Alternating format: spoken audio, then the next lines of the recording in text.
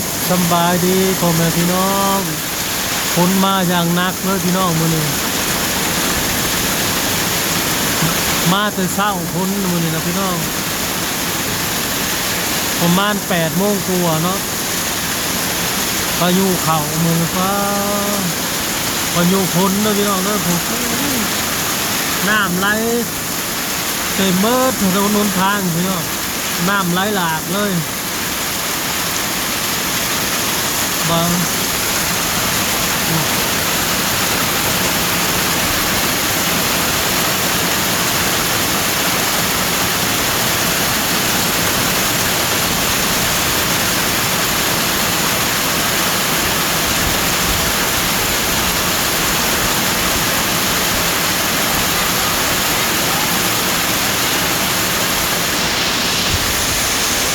บักบุญรอดเล่นน้ำอย่างสบายใจบาน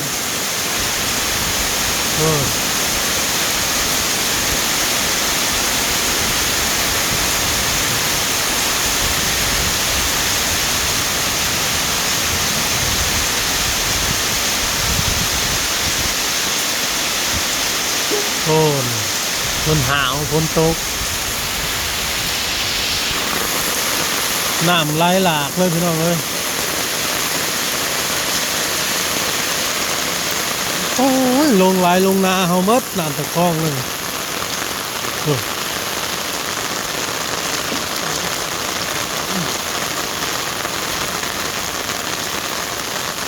ซ้ำสิคันแทหน้าขาดแบบมันมาเนาะลึกกะลีผม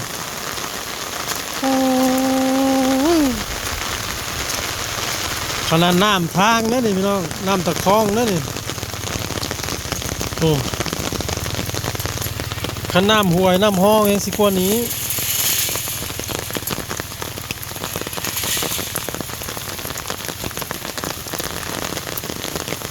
นี่เพียงแค่น้ำถนนทางน้ำหนทางตะคองทางมาซื่อๆด้วยนี่มันไหลมาแต่ผมโน้นสูงพี่พอเป็นแม่จ้ะพี่น้องเลย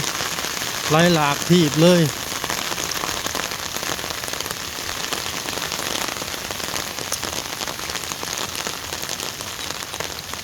มันเป็นป่าขึ้นกับโบเห็นเนาะพี่น้องมันน้ำลายเลย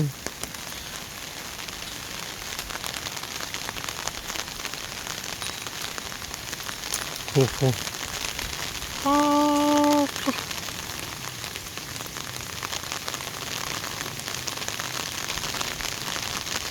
น้ำลายเลยพี่น้องเห็นบอลรถจักรเขาจะมาแล้วพูนลิฟต์เลยพูนโอ้ยพูน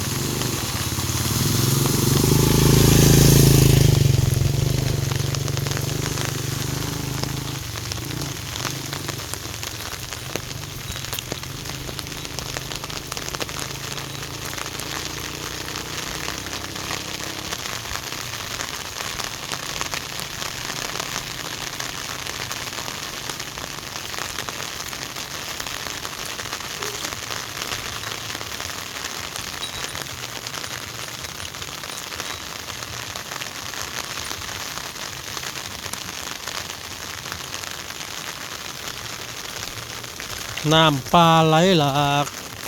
อันนี้น้ำหนทางไหลหลากไม่ได้สวนเอาหน่อยพี่น้องน้ำตะคองไหลลงป้าตัว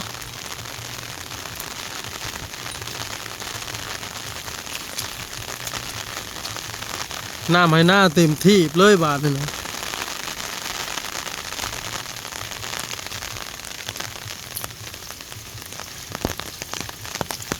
เป็นแม่อายุนี่โอ้ยมันไหลลงไปในหน้าเฮาเบิดเลยพี่น้องนี่คุณเต็มอยู่ในสวนน่ะเป็นแม่อยู่ถ้าแม่นป่าขึ้นกับโบเห็นดอกพี่น้องมันน้ำลาย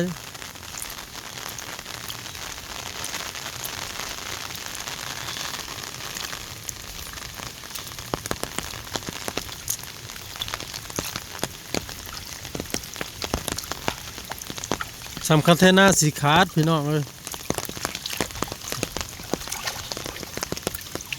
ท่วมเพียงหน้าแข้งครับผมพี่น้องน้ำมันสิน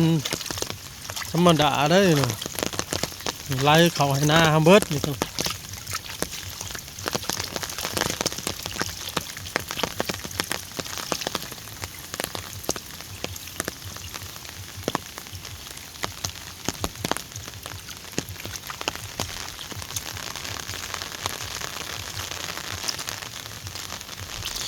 เฮ็ดปวงออกคำบ่ได้ไปหาดอกมัน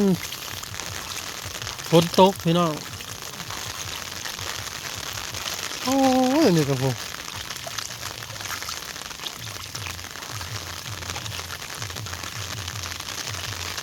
ป้าต้องเดินสวนงัวตัวนี้แห้งเต็กพี่น้อง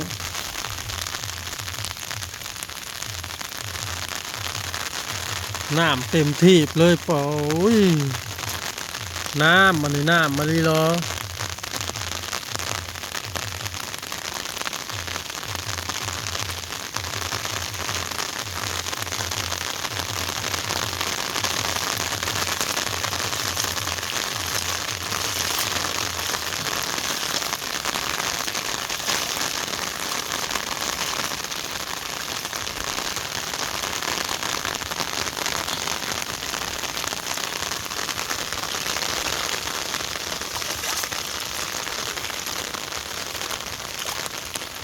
เมื่อวานพูยเศร้าหนึ่ง3 คู่พี่น้องซ้ำที่ไปเบิด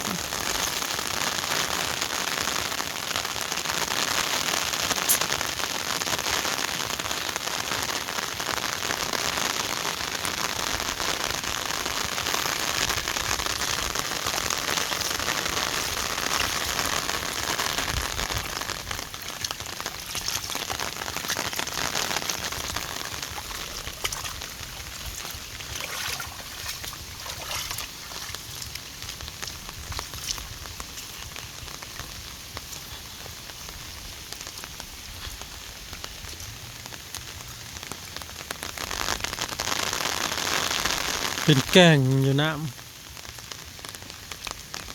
ำป่าซ้ำสิขึ้นพี่น้องในนี่เขาก็ตันคลองไว้ไล่เขาหน้าเขา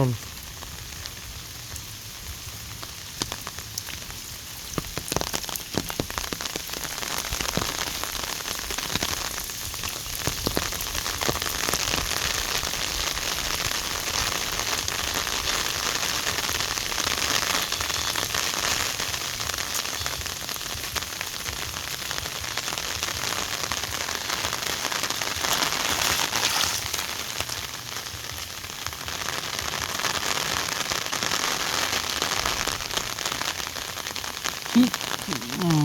ม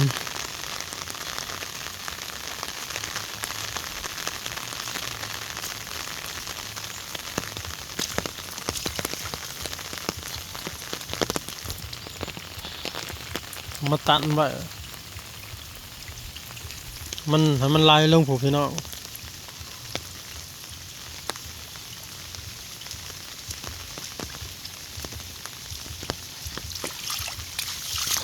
เต็มเมื่อเลยพี่น้องเต็มให้เต็มคันเมื่อเลยหน้าเนาะที่หน้าเขาเนาะ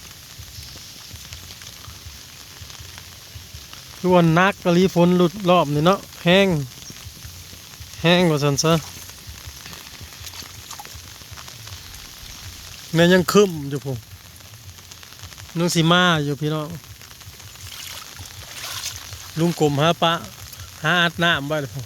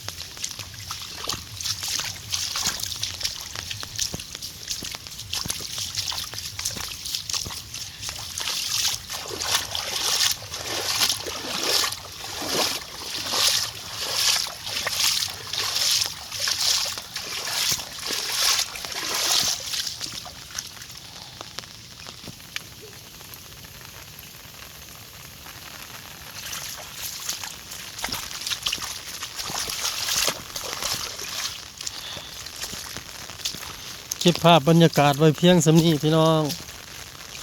ขอบคุณทุกกำลังใจเด้อขอบคุณทุกคอมเมนต์ขอบคุณที่เขามาเบิ่งมาชมเนาะมาติดตามพี่น้องพอกันคลิปหน้าสำบายดี